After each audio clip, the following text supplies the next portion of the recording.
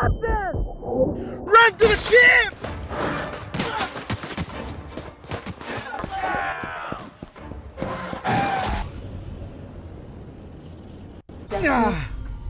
That was close. That was way too close. Ow! Where are we anyways? Oh, Captain, you're a genius! Oh, by the law, I could kiss you right now.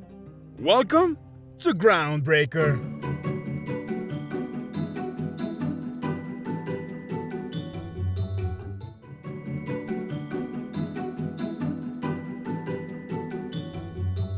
Well, technically it's called, Sir, UDL-001 the GroundBreaker, sir.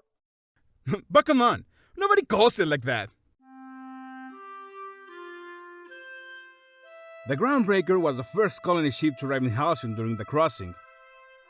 Fast forward 3 generations to the year 2355, and it has been converted into an independent orbital station. And it also happens to be the only place in the entire Halcyon system that is not controlled by the Halcyon Holdings corporate board. Or any other corporations, can you believe that? The crew of the GroundBreaker is fiercely protective of this independence from the corporations. But what you may not have thought about is that the corporations actually value the station's role as a thriving freeport. Enough so that they are willing to deal with it on relatively equal terms. Heavy air quotes on relatively equal. In practical terms, while the GroundBreaker rules itself, it cooperates with the corporations to an extent, such as by impounding ships that the board may have happened to flag. The GroundBreaker is commanded by the self-proclaimed Captain turned Engineer Junlei Tennyson. No, wait, I think it's the other way around. Why do you always do that? Anyways, according to Junlei, lots of corners were cut when the ship was built, prompting the very first captain, Captain Gooing Tennyson, to spend over half of her career attempting to patch the ship back together after the crossing from Earth to Halcyon. In addition, there are rumors that said that the ship has tinkerings and bypasses that only the Tennysons know about. Are they true? Are they lies? I don't know, I'm not a Tennyson. Junlei can be found pretty much always in her office, and I do mean always. She is the 3rd generation of Tennyson leadership aboard the GroundBreaker, recently promoted from the chief engineer to captain, so now she has the final say on the ship. She was close to her mother, but frequently argued with her father over how GroundBreaker should be run. Why am I telling you this? I don't know, but it's in the pamphlet. Thankfully, she does harbor a strong dislike for the board, due to their continued attempts to exert control over the GroundBreaker, and because she believes they are only after 2 things, bits and power, which the GroundBreaker gets by sticking their nose where it doesn't belong. She considered the Mordettes, which are just guards, crew, and engineers of the GroundBreaker to be her family. Even if independent, the GroundBreaker maintains a somewhat tense relationship with the board, owing to their declared independence from the board's authority, as well as their control of shipping routes outward from the Halcyon system. Given that the GroundBreaker lacks any semblance of a military might against the board, well, beyond the Mordet station aboard the ship, seriously, they're everywhere, just take a look around.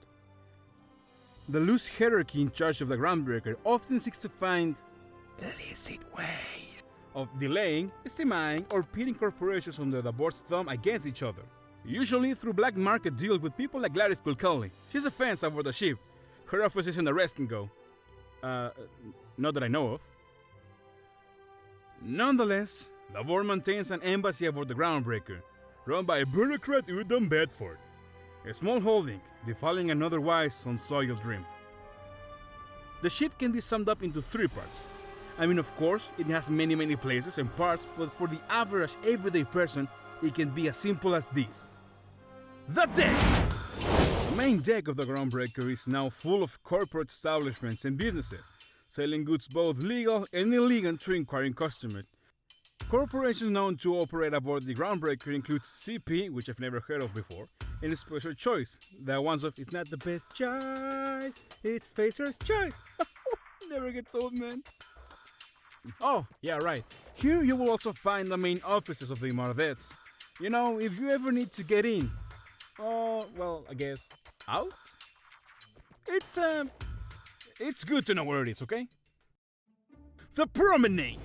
This large central area of the ship is where probably most of the people visiting the Groundbreaker will spend their time out.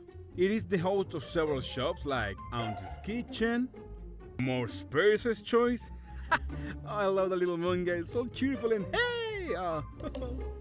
Oh yeah, there's also Belle's Shell, badass woman with a pink mohawk. I mean, how much more style do you want? Have you ever gone drinking with her? There's also Ike's Armory. I didn't even know there's all armor in here, but I mean, there's a shop like, say hey man, hey, it's cool. And we also have the Lost Hope, which is gotta admit, it's a great name for a bar. It both symbolizes a tragic event in humankind and also you hitting rock bottom. So now you have to suppress your feelings with alcohol. It's an amazing bar name. And there's also a lot of places that you will probably never visit. Like the That's Bratwurst place. Have you ever been there? Because let me tell you, it is a lot better than it sounds like. You see like the dead animals on top of there and you're like, oh man, I don't know about the decor, but man, is it good food. You gotta try it. The Back Bays.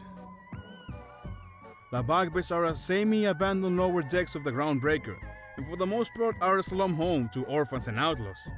Only people that run into trouble or get in heavy debt end up in here, having to sell their ship to pay off. They have nowhere else to go, so they make their homes down in the little town down here. Almost everyone in here is shady, or crazy shady. But there are some good people here and there. Well, that should cover out everything for— oh crap, Sublight! I forgot Sublight is here! The Groundbreaker is generally neutral to Sublight and allow them to operate an office and warehouse aboard the ship, but don't trust them for even a second. They would do anything to bang a bug. No doubt they will probably bang an actual bug, and no doubt they will turn us in the moment they see us. They are really shady people, and I mean shady. They make the Back Bays look like a walk in the park. Look, I'll tell you more later, but right now I have to hide before they see us. Let's go!